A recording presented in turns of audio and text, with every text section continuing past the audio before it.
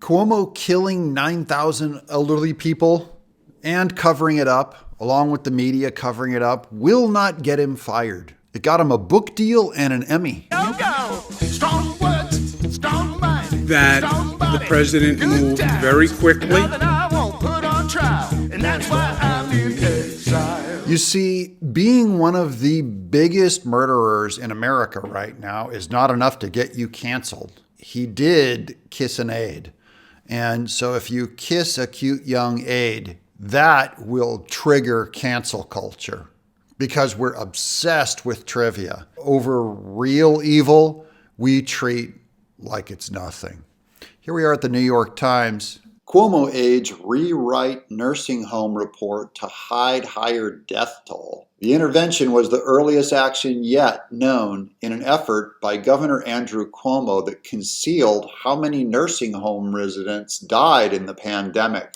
Oh, and the New York Times also did no investigating and no questioning about it. They were too busy heralding him as a hero. Thank you, New York Times. Top aides to Governor Andrew Cuomo were alarmed, a report written by the state health officials, and it included a count of how many nursing home residents in New York had died in the pandemic. The number, more than 9,000 by that point in June, was not public, and the governor's most senior aides wanted to keep it that way. They rewrote the report to take it out, according to interviews and documents reviewed by the New York Times. Yes, the extraordinary intervention, which came just as Mr. Cuomo was starting to write a book on his pandemic achievements. Yes, we were too busy declaring Cuomo a hero and bad man Trump. That's what the problem was, is he had the wrong party affiliation when he killed all these old people. If it was Trump, you'd have heard about it from the front lines of the New York Times. 60 Minutes.